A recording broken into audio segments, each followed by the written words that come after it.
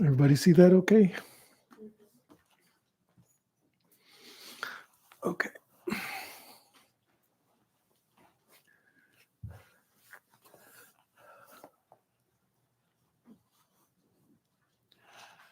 Are we going, Hannah? We're on. Thanks.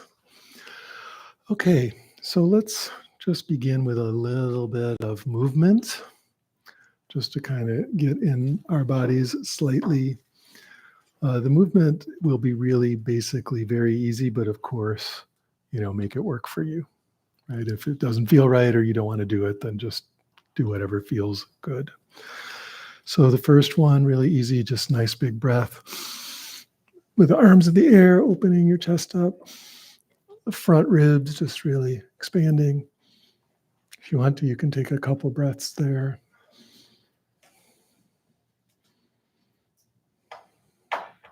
Okay. And then coming down, get right down, opening lower back.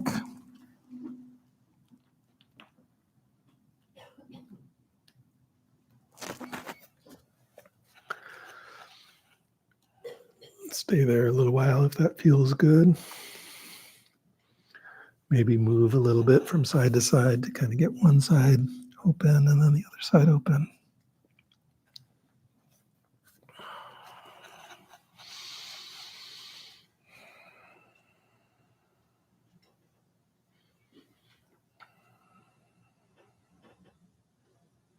Okay, then coming up, taking a nice breath or two, and then just going over to the side, getting the side ribs open, and just noticing how good that feels. Do it in such a way that it does feel good. Take a couple breaths while you're there.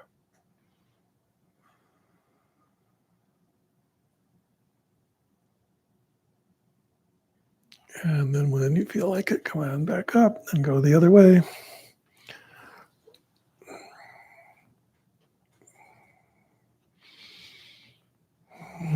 Just letting the rib cage expand in all these different directions feels really nice.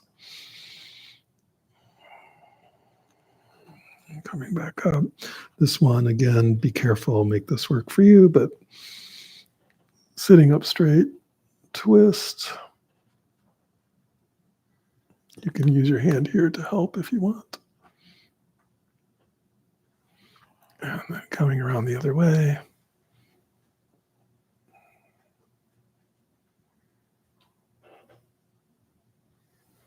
And coming to the center. And now my favorite part, just do crazy movement, whatever you feel like. Don't follow me, do your crazy movement. But not unstructured, just let your body shake itself out or whatever, in whatever way you want.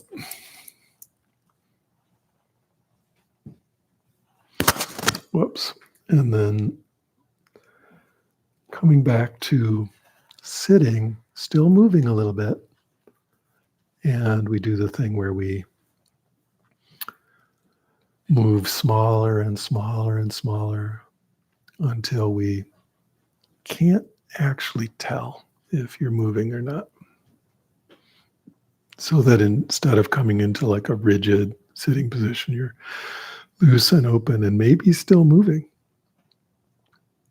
Just real small movements. Human bodies are very movable, right? And so it's never the case that we're sitting perfectly still.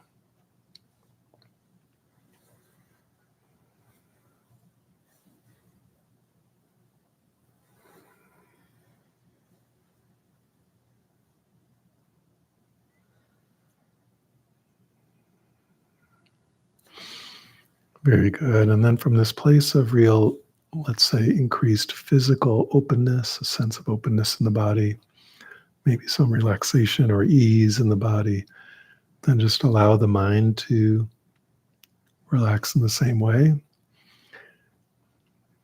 Noticing the just open presence that's always available.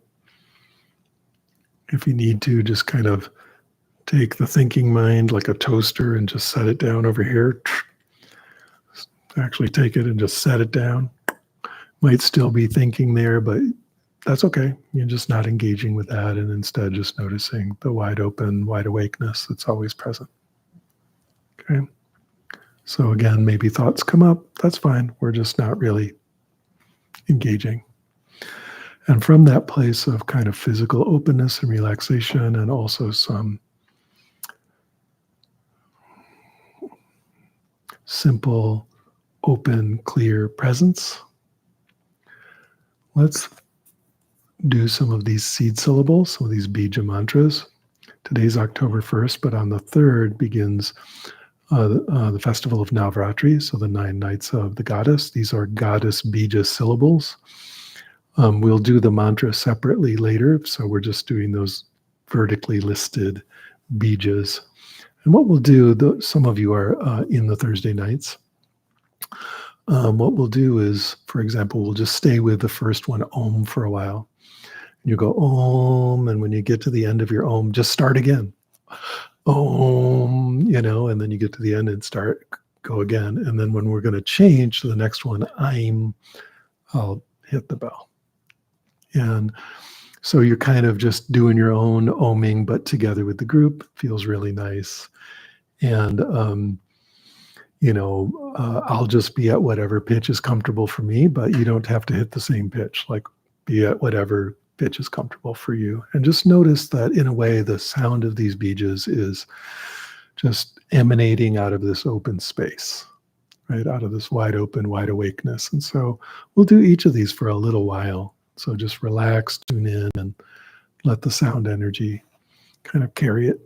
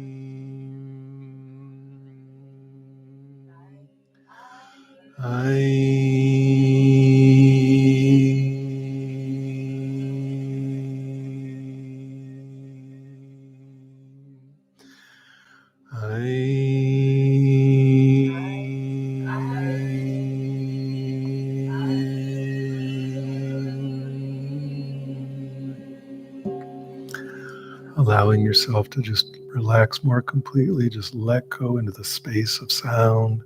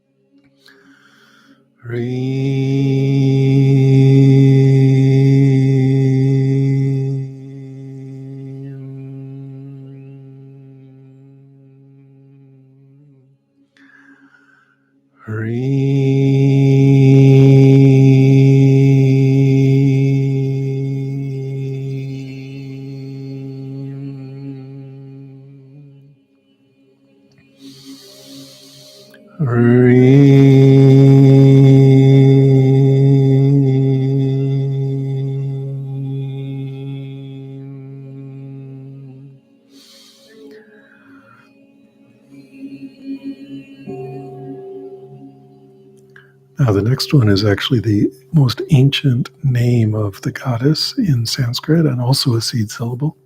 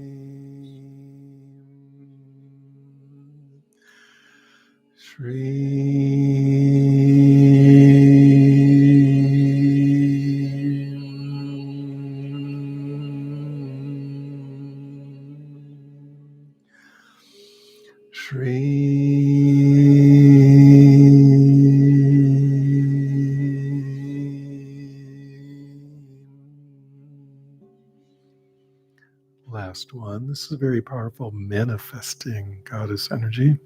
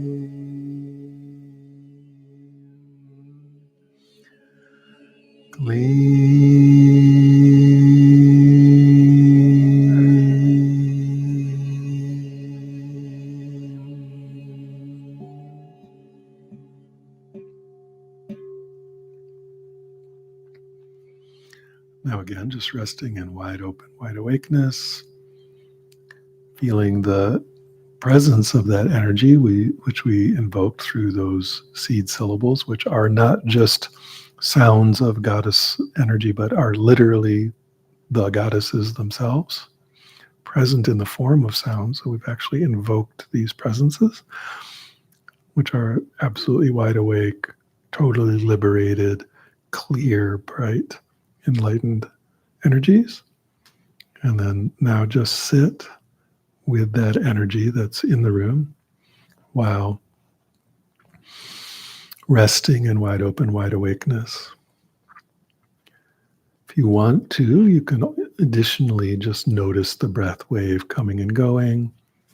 And if you want a little more something to kind of rest on, you can rest with that breath wave, but try to do it in a very wide open manner. And we'll just sit silently like that for a little while.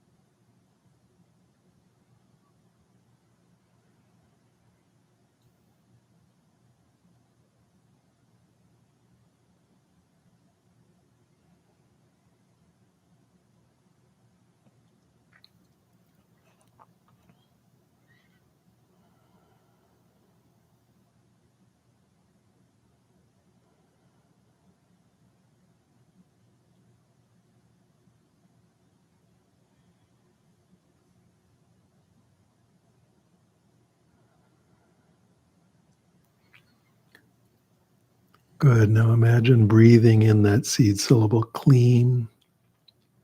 And to yourself, you can even recite clean, clean, clean, and feeling it in the lower dantian. So in your kind of like lower belly region, but not right on the front, inside. And just breathe the energy in through many breaths. Clean into the lower belly. And if you're good at picturing things, you can picture a kind of bright, clear, awake energy there. But either way, have the mood. That's the real word. Bhavayet, have the mood of this goddess energy of clean, bright, wide open, wide awake, very powerful energy in the lower belly.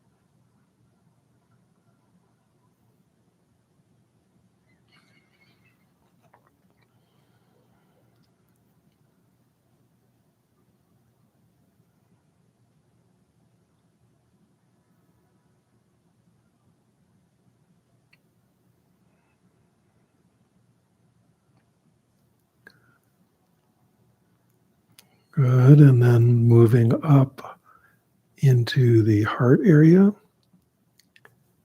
can see or feel or install or have the mood of the energy of I'm there, the I'm seed syllable. Again, as if you are good at this kind of visualization, see it as a bright light that's warm and very compassionate. But either way, whether it's a mood or a vision or whatever the feeling is of this powerful, powerful awakened energy, clear awakeness in the heart region.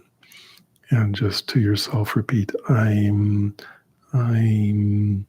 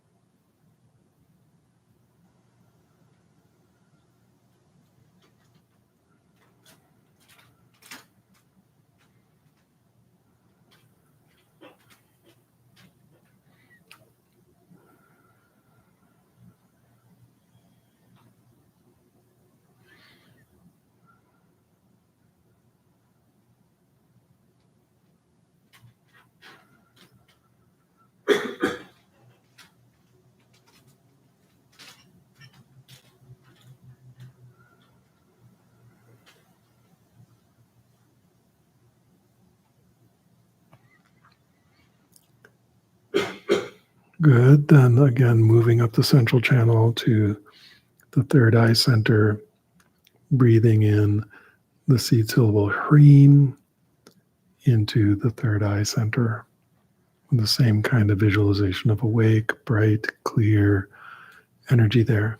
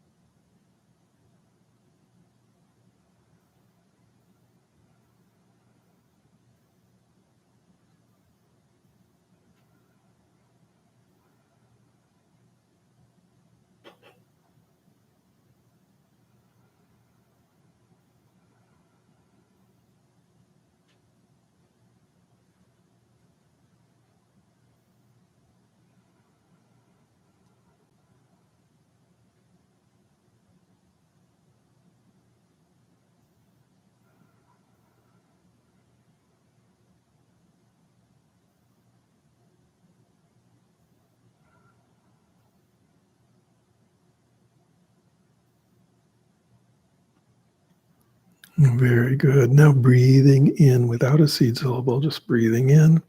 And then on the way out, picture the light of Shreem going all the way up the central channel. So the out breath is this much longer out breath than the in breath.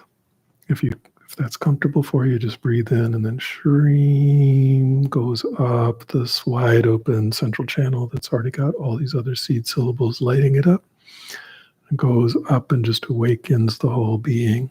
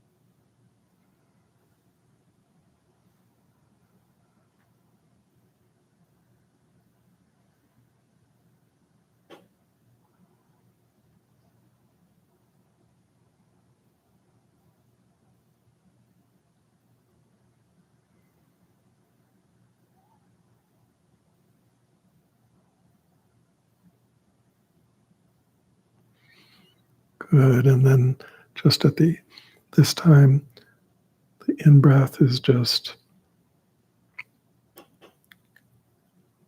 in, and on the out breath, expands out into space with Om, right back into just wide open, wide awakeness in bright, open space.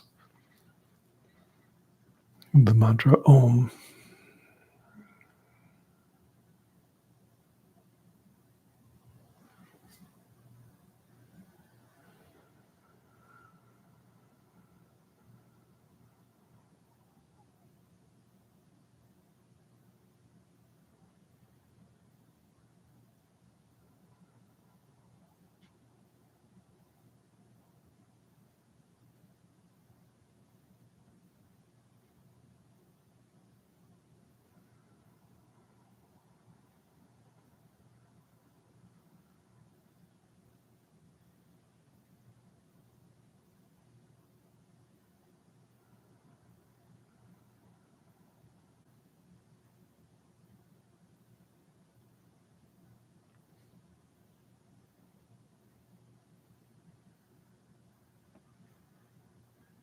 And on that Om that expands into space, we just let the mind dissolve entirely. Each out breath, the mind just dissolves into space, into clear, open space.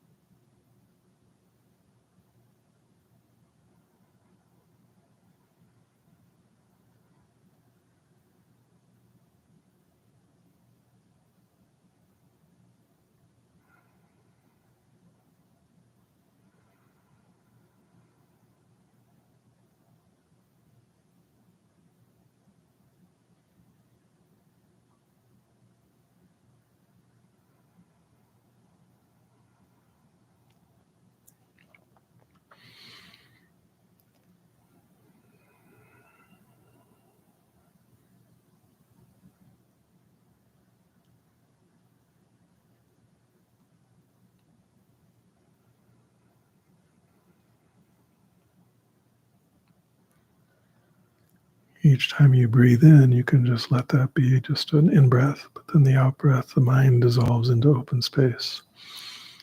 Letting go of everything, letting go of all thought, letting go of all concept, just completely letting go into wide open, bright, clear awakeness.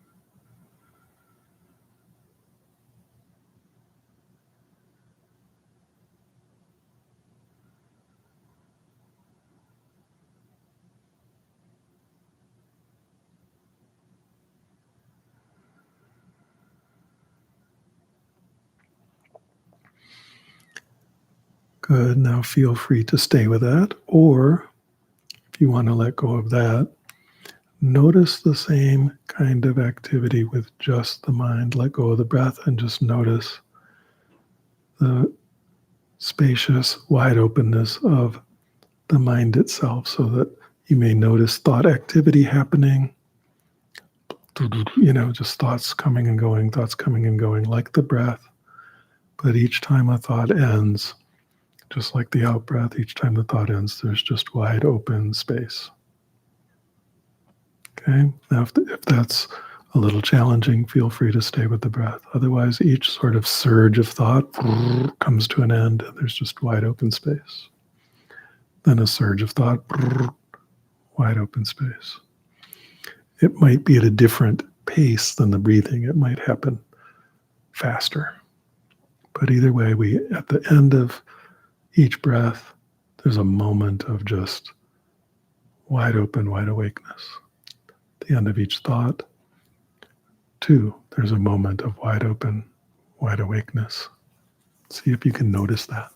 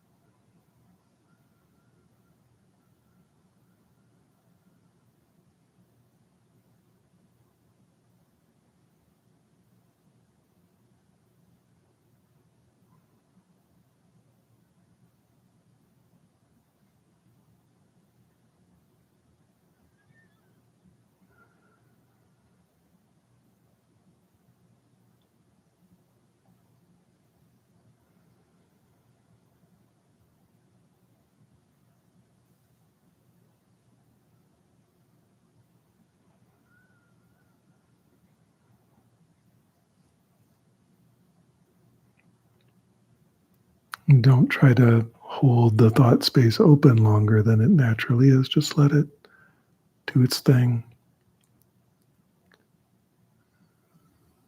And you'll notice these interesting openings that are just clear.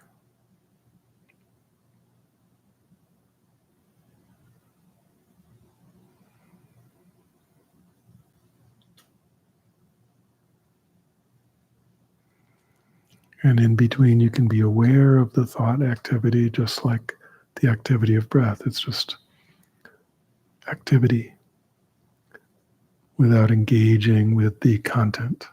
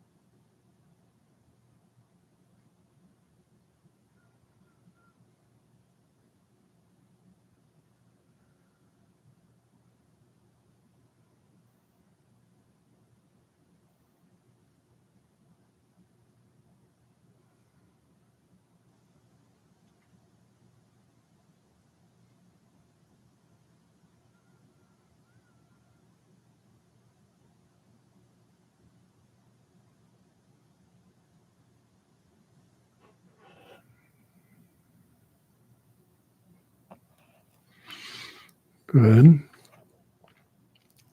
Again, stay with the breath if that's still comfortable. Stay with the thought activity if that feels good.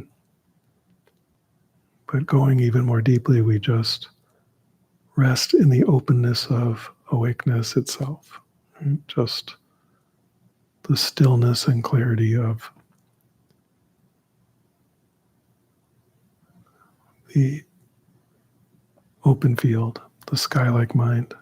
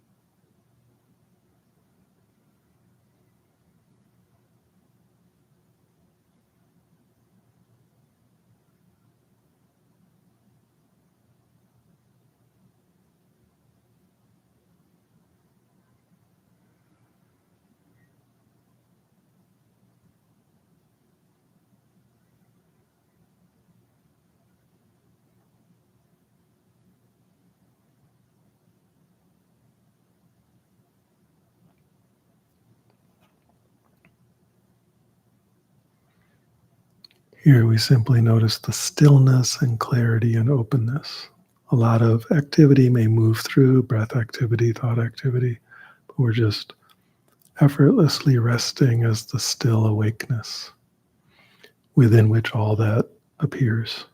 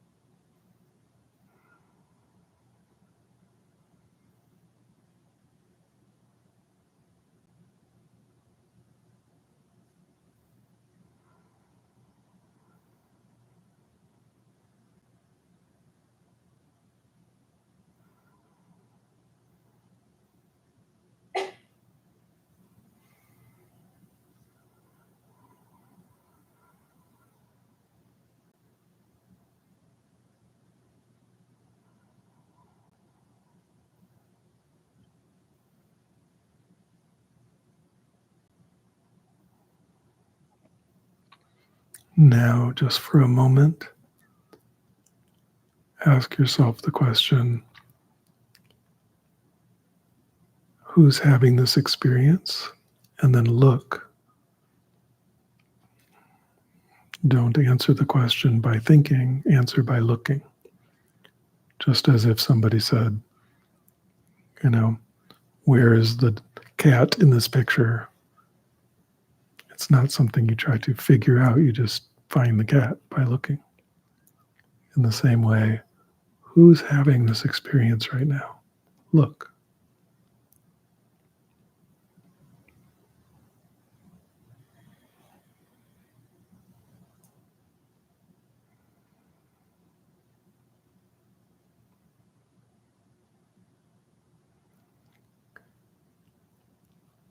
Is it a bunch of thought and feeling and body sensation and story that's having the experience?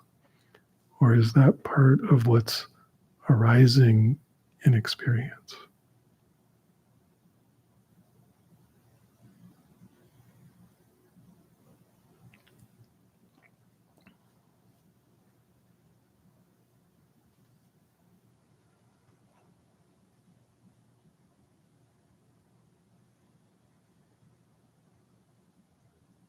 And then just come back to openness, letting go of any sense of particularity in mind, emotion, body, story, and just simply being this vast, open clarity space.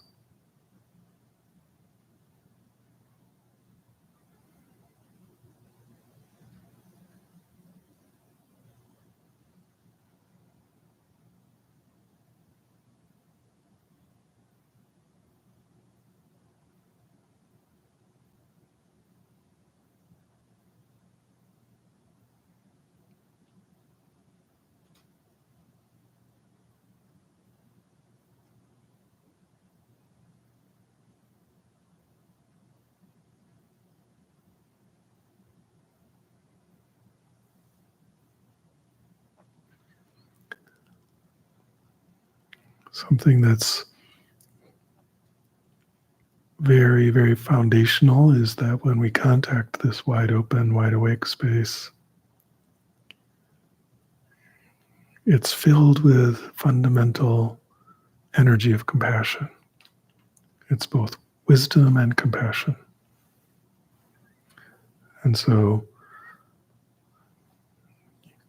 let's chant the mantra of great compassion together, which is on your sheet there. It's the Om Mani Padme Hum. Notice this has two seed syllables in it, Om and Hum. And that this wide awake space that we've been resting as vibrates with the very energy of this mantra, which is the mantra of Chanrezi, or Avalokiteshvara, translated as great compassion. Om Mani Padme Hum, Om Mani Padme Hum, Om Mani Padme Hum, Om Mani Padme Hum, Om Mani Padme Hum. Imagining the energy of compassion radiating out in all directions to all beings everywhere. Om Mani Padme Hum, Om Mani Padme Hum, Om Mani Padme Hum, Om Mani Padme Hum, Om Mani Padme Hum, Om Mani Padme Hum, Om Mani Padme Hum, Om Mani Padme Hum, Om Mani Padme Hum, Om Mani Padme Hum, Om Mani Padme Hum, Om Mani Padme Hum, Om Mani Padme Hum, Om Mani Padme Hum, Om Mani Padme Hum. Mani Padme Hum, Om Mani Padme Hum, Om Mani Padme Hum, Om Mani Padme Hum, Hum Om Mani Padme Hum Om Mani Padme Hum Om Mani Padme Hum Om Mani Padme Hum Om. Again, just sitting quietly for a moment, feeling that energy of compassion, that any benefit, any healing, any joy, any love, any kindness, any caring that has arisen from our practice radiate out to all beings in all directions, bringing them some sense of relief, some sense of peace, some sense of safety, some sense of health, some sense of joy, some sense of connectedness. And remember, of course, that we are included in that. So just in a very gentle way, notice how the energy of the mantra and the energy of our practice radiates that out in all directions.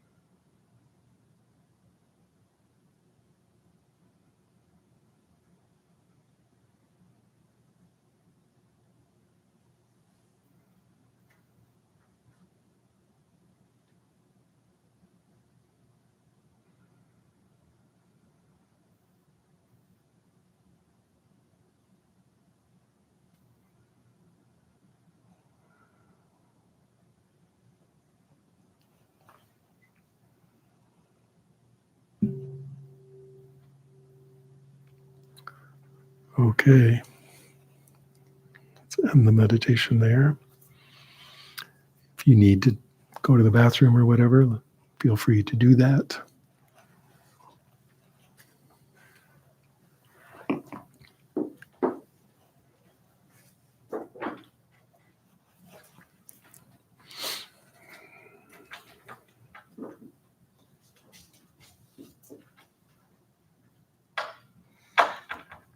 So these seed syllables are interesting, right? Again, in Sanskrit, they're called bija or bijam. And it's an interesting word, seed. It's like, what are they the seed of? There's kind of a three-tiered system in this sound energy model. The whole universe is thought to be, kind of an emanation of sound or vibration. And in that model, the source emanation, the source sound of all creation is Om, right? That's kind of, if you could say the sound of creation in a human word, it would be Om. And sometimes it's explained that Om has all the different parts of sound in it, like the wide open sound of ow at the beginning.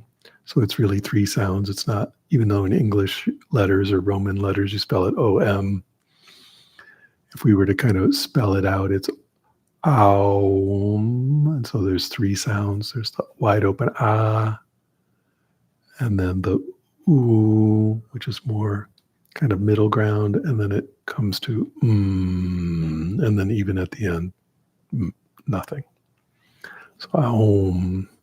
So even the sound itself is thought to be like the sound of all sound. And in English, we just call it Om, right? Or the Om sign or something, but usually we just call it Om. But really, the symbol, I didn't write the symbol up there that's usually used, is called Omkar, like Om symbol. But the real name of the sound is Pranava. Pranava. It's an interesting word, Pranava. The new part in the middle, Pranava, is sound. And Sanskrit is closely related to English. It's an Indo-European language, and so the pra part is like pro in English or Latin. So it's like what comes before. So it's the first sound, pranava, and then the va makes it like this action noun. So it's got this real sense of the primordial. Instead of calling it om, we should call it the primordial sound, right? And so that's not even a seed syllable. That's like the seed syllable of all seed syllables. And then if you go to a mantra, like Mani Padme, that's the middle of a mantra, right? That starts with Om, and then you've got Mani Padme. That's human language. So, Mani Padme is to the jeweled lotus. Sometimes they say the jewel is in the lotus, but that's interpretive. That's not there in the actual mantra. The mantra just says to the jeweled lotus. And so that's just regular speech. It's in Sanskrit, so it's thought to be extra powerful, but still, that's like level 3. So 1 is Om, and level 3 is human speech in Sanskrit.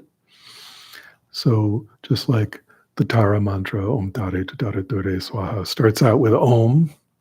The rest of that mantra, until you get to Swaha, is language. Right? It's asking Tara for something specific. But then you notice a lot of these Tara mantras have, do any of that she gave you have those? Yeah, they have seed syllables in them, especially at the end. Like on your sheet, if you notice the third Tara, the wisdom Tara, at the end it goes prajna, hrum, hrim, hrim. We did hrim tonight, right? Hrim, I spelled it different, but it's just, they don't really have spellings in English. So hrim, hrim is a seed syllable. And then on the 8th Tara, the justice one, it has this extremely powerful banishing seed syllable, hum, in it, hum, but that's banishing, right? And in Buddhist practice, it's thought to banish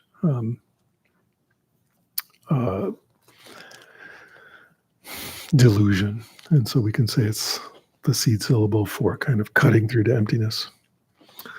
Anyway, so you've seen that some of these, they all start with Om, and then there's some Sanskrit language, and then there's seed syllables. And those seed syllables are between the language and the primordial sound. So essentially, they're the seeds of various powers, right? Sort of Om is the source, and then the third level of Sanskrit is like the world, everything in the world. And in between, you've got these really specific seed energies. And so these mantras contain a lot of these.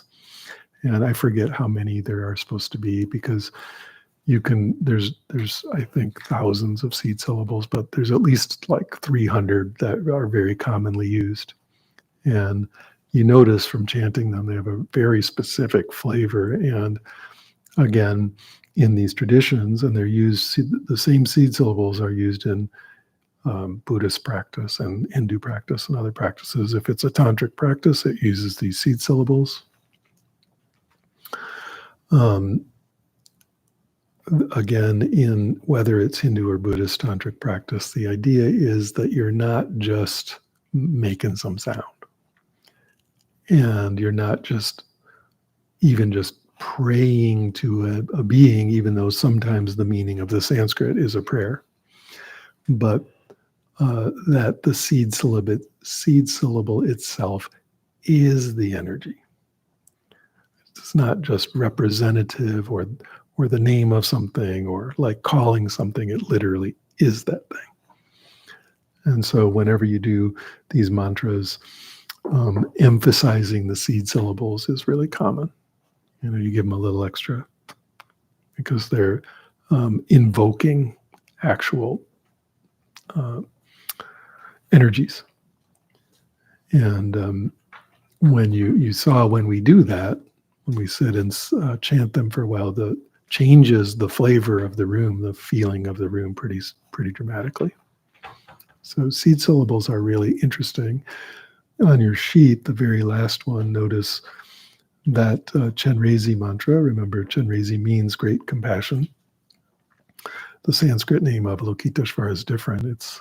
It means hearing the cries, right? So in Buddhism, there's sometimes, I don't know what the word is, people would get a little worried, I think is the right word, that the Buddha had gone to nirvana and Mahanirvana and was just gone. Because especially in early Buddhism, sometimes it's talked about that way, like just gone. And so who you going to call? Like, who's your Ghostbuster? You got to, call, the Buddha's gone. He's not there anymore. And so as part of that, the very first bodhisattva that was ever talked about is Avalokiteshvara. And so what's the name mean? The name means hearing the cries, like not gone and actually listening, and we'll hear what you're saying and do something about it. So in Sanskrit, Avalokiteshvara means hearing the cries, but in Tibetan, the name is Chenrezig. Anybody heard that Chen before in anything in Vajrayana practice? Like Dzogchen, great perfection, right? So it's the great, and here instead of great perfection, Chenrezig is great compassion. In any case, that mantra, which, it's like probably the most popular mantra in the world, has a couple seed syllables in it. So not only Om, but Hum. And as I was saying, the Hum is like Tantrism, elements of Tantrism come from different places. Tantrism's like a big amalgam of stuff. Vajrayana is a big amalgam of stuff. And one of the sources is a lot of spirit magic stuff. And in spirit magic stuff in India, the Hum Fat is a dispelling. We're going to clear the space of negative energies. Hum Fat. But that Hum is a dispelling seed syllable. And so in these Vajrayana practices, sometimes you use it like that. Just plain Hum Vat to dispel stuff. But very often the Hum is more deeply described as dispelling ignorance or dispelling delusion. And so you can use it in a lot of practices for cutting through to emptiness. If you notice you're all caught up, the Hum will just cut through. So you get practices sometimes of like spreading Hums out to the universe and stuff like that. So questions or comments about that? Do you guys normally have a microphone that goes around for questions? You're going to do that, Ariel? Thank you.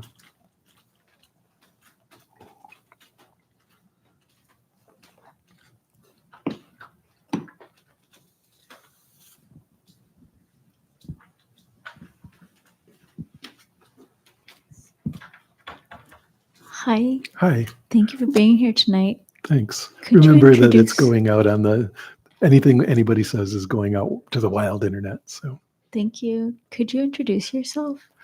I'm Michael Taft. Hi, thanks. Hi. Sorry about that. I'm so used to coming on Thursday where if I introduce myself, everybody laughs. So, I'm a co-founder of Alembic and teach on Thursday nights.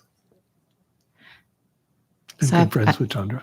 I have a question, but it Yes. may not be a kosher question.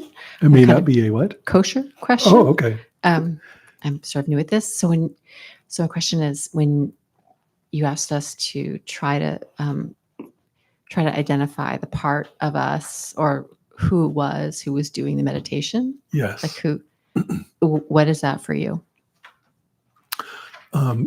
Please ask the question further. What is it for me? I can think of a couple hundred ways to answer that. So what are you actually asking? You mean, what's my experience? What is your experience of how do you answer your own question? There's a couple different levels to that. Okay. But when you look, so do it right now, everybody, just who's having this experience, and just look. Okay. what do you find? If you look and keep looking and keep looking, and you're not coming from your mind in the sense of a verbal answer, like, well, I know it's me, or, well, it's my brain or something. All of that's just ideas, right? But instead, as I said, you just look or feel or sense. As you do that, you might start to notice, let's say, the feeling of your body. And then so it might be, well, my body's having this experience. But what's noticing the feeling of the body? Like the answer doesn't quite land. That it's like, oh. Then you go, well, I'm noticing this feeling of something behind my eyes. And then you just keep looking. Well, find the thing behind your eyes. But the more you look for the thing behind your eyes, the more you realize you're looking from someplace other than behind your eyes. So you keep looking. What's the thing having this experience? And again, if you start just going for answers like in words, that's not what we're trying to do. It's not satisfying. But you keep looking and you keep looking. And what one finds is whatever it is, it's not a thought, and it's not an emotion, and it's not a body sensation, and it's not a location in time or space, and it's not a personal history, and it's not a thought or a word, and it's not anything you can point at in any way. All that stuff simply what's arising in the experience. And so that starts to take one, or I can say me, into a different direction than looking into stuff that's happening in experience. When we start looking for to put it in a funny way, right, the experiencer itself, and the more you look in that direction, the more you cannot find one at all, but there's still an experience happening, right? So when you get used to looking in that way, for me, it's a pointing out. It's a direct pointing out to emptiness, particularly emptiness of the sense of self. And so for most people, if they do that a little bit, they'll start to get a sense of that openness relatively swiftly. How about you? What's your experience when you do that? I think it was a little like what you described. Yeah. I've never tried that before. And at first I saw like a desert vista, and I saw myself at a particular age. And then I went beneath that, and I felt like I had a bowl of self that was like a color, and that was like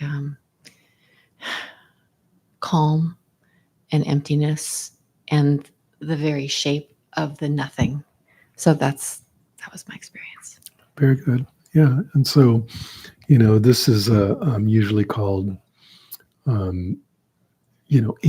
We can just call it inquiry. There's a lot of questions we can ask, but this is a very fundamental one. Sometimes it's just, who am I? But it's really the same question, but I find phrasing it as what's having this experience kind of gets more at what we're looking for.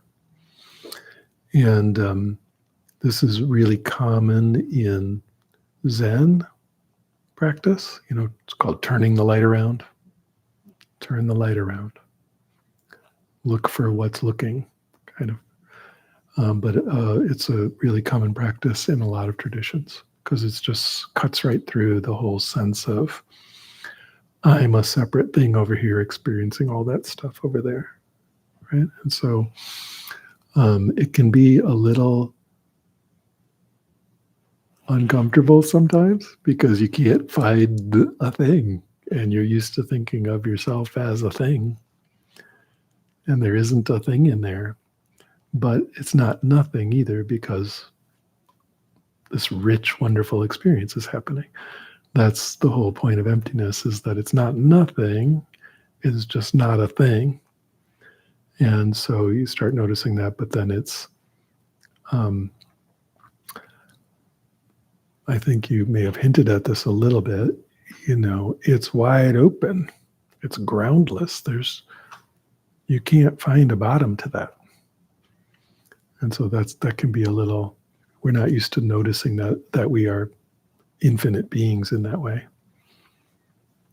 It's, you ever see I give this example a lot, but like the YouTube videos where they like have these Shetland ponies that have never been outside of a barn, and they like open the barn door, and like the whole video is both incredibly sad but also wonderful because they're scared to come out.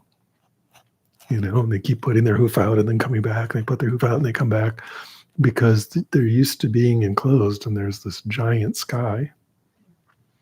But eventually they go out and they're like, oh, and just start basically jumping for joy.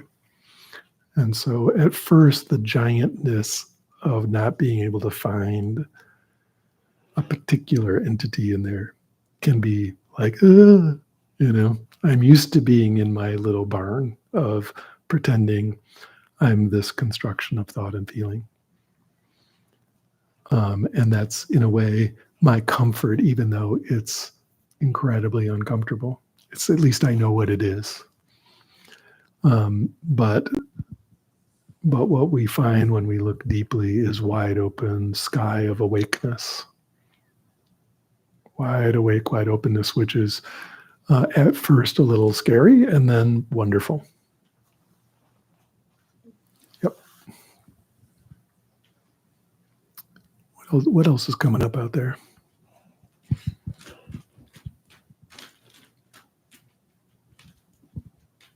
Hello. Is that the old dark crystal or the new dark crystal? The old dark crystal. Okay, yeah.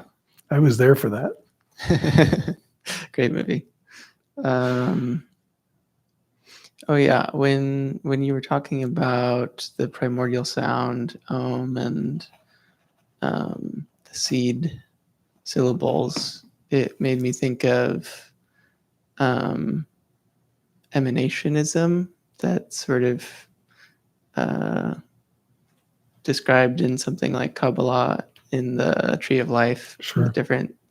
And I was wondering if you would relate them in your mind, or if you feel it's distinct, or the relationship for you. I don't know about for me, but at least, to the extent I'm familiar with those traditions, of course, they're utterly separate in time and space, and not so much in time, but definitely in space, and different traditions from different religions and totally different cultures. So, we want to be careful when we're saying they're the same, because they're not. But what's interesting is there are a whole sets of philosophies, or the structure of these ideas about how the world comes into being and so on, that do have this similar idea of sort of coming from this one source, radiating down into the whole of being, from kind of like zero to everything. And then usually the practices and the texts and the idea is, how do I get back from everything back to the zero?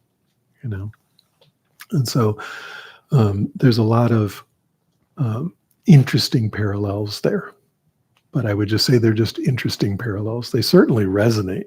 You can see the resonance there. And because human beings are human beings, you can see that they're talking about similar experiences. Yeah. Thank you. Yep.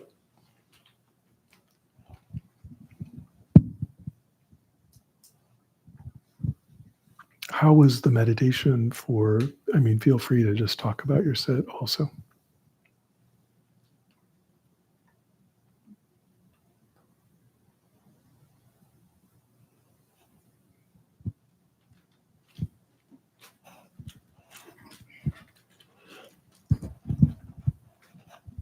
Hi.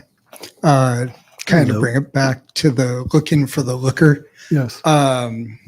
I've dabbled in that practice for a few years, and something that I find coming up in the experience of it, and I'm sure it's common, is that I've kind of developed a construct of what that experience should be like or whatever in my like mind, Sure. So then it's a little bit of a practice for me of seeing that as a concept in of itself and trying to like fall back into like, something that's a little bit more open in that.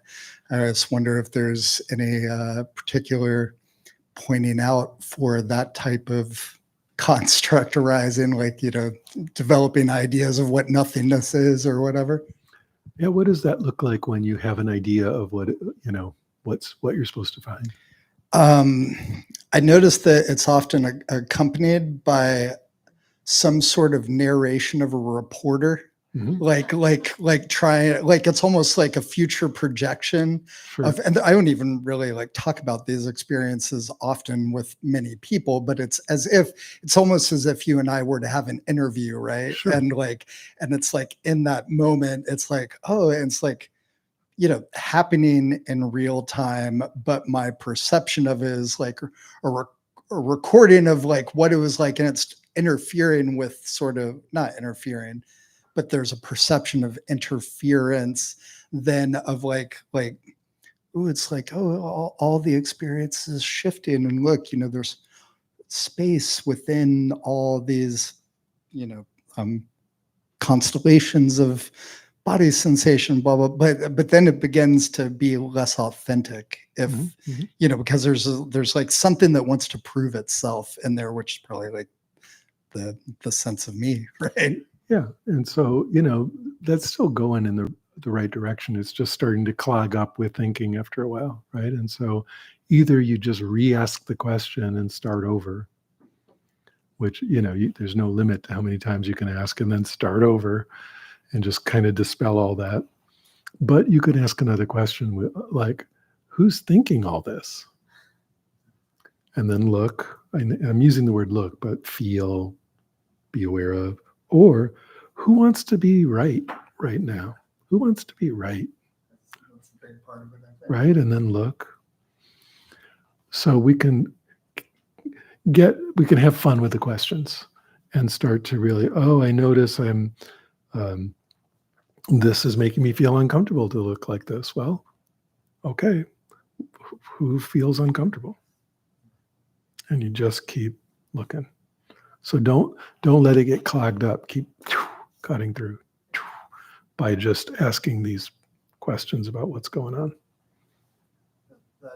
That resonates with my experience of it, because if I can kind of like, just notice it, and it's almost literally like a sensation of kind of falling back in experience, where that thing that felt like first person kind of then like is like more noticeably observable, and then it's like there's a moment then of openness, but then it kind of like reifies or something like that, Yeah, that's really common, which is why we just come back, we reboot, come back to openness. Oh, it fills up, start again.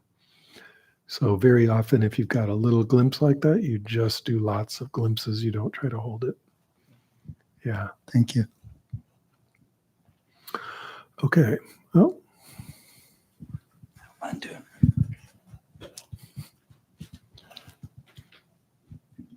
Hi, Michael. hi. I guess for me, it's an add-on to, it's not right or wrong, it's control. So for me, there's a fear thing going. So I'm sort of the predicting is a fear thing. Like if I really let go, then I'm really just gonna lose control of the vehicle. Mm-hmm. Has that ever happened? The very first time I did that, what you said to me, yeah, I really scared myself. I mean, I really. But was control lost? No. Right. But it felt like it for like a short while it did, and I felt very nauseous, and the world kind of moved. I had a whole like series of quite a very strong reaction that was very scary, because I felt like everything fell away. Yeah. And it was very unexpected. So this is why spiritual practice should come with a warning label, because that was, a good glimpse of groundlessness. That was authentic. You saw how open it really is.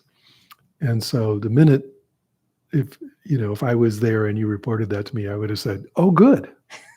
I mean, I know it was uncomfortable and I'm sorry, it's scary, but good, because as soon as you feel that vertigo of no ground, that's a good indicator. Now, in a normal situation, a human being walking around, let's say you notice there's a hole in the floor that goes down, 1,000 feet or something. Every time you get near that, you're going to get scared, and you should be, right? Because it's very dangerous. But this is not like that. You're going to notice the groundlessness and feel the fear, but nothing bad ever happens. You're going to feel like you might lose control, but you don't. You're going to feel like you might fall, but you don't. And so what's the cure for any fear? The cure for any fear, no matter how bad it is exposure therapy. Yeah, you just get, Yeah. after a while, it's hard to be afraid of something where nothing bad ever happens.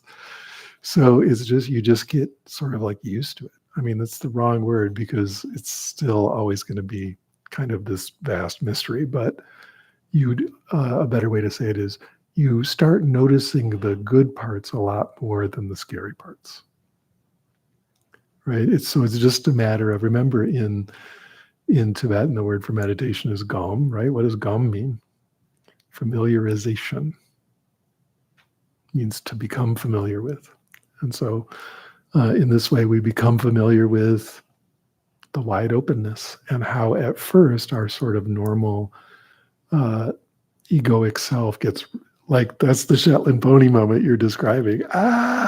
There's a big giant world out there, and I'm used to being in my little barn. But little by little, hoof comes out, another hoof comes out, and eventually you can run out there and realize you're fine. So it's just a slow familiarization. There's no reason to throw yourself in the deep end or get terrorized or something. You just very slowly get used to it. Does that make any sense? Yes. Yeah. I mean, I feel like that's the path I've been on since. But there's always on the what? It's the path I've been on since, but Yeah. there's always this fear. Like, I associate it with fear. Like, it's something I don't actually feel like I want to seek too much. Yeah. And at least in terms of spiritual practice, that's noticing the resistance to opening. You just want to be really gentle and kind and treat yourself, take it slowly. There's no reason to go fast. Take it as slow as you want. But what you're actually resisting is freedom. This is this exact thing of feeling like falling or feeling like nauseous, like vertigo. That's very common. So, rest assured that everyone feels that, and you just work with it over time in a really gentle way, and eventually you'll start going, the openness feels so good. I mean, the human kind of, like, it's inborn in little babies reaction is, I'm afraid of falling. But why? Because I'm going to hit the ground. But here there is no ground. Right? There's nothing to fear, because you can fall forever and not hit anything. And so the bad news is that you're falling. The good news is there's no ground.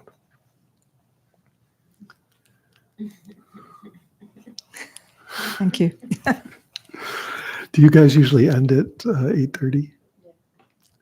Yeah. Let's just sit for a couple minutes quietly together. I won't say anything. We're talking like 3 minutes. And just retune in with that wonderful energy in the room, and then we'll be done.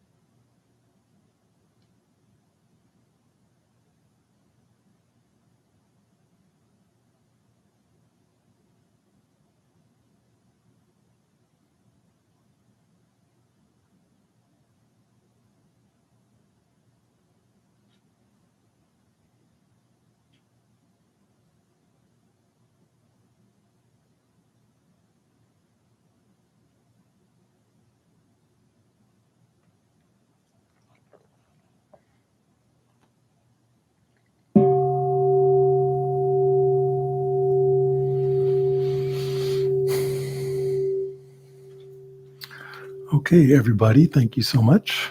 So good to meet you all, at least to the extent that we're sitting together. Sorry I didn't introduce myself. I'm Michael Taft. And you will have Chandra back, as far as I know, next week. So, yeah, thanks. Thanks, Jenny.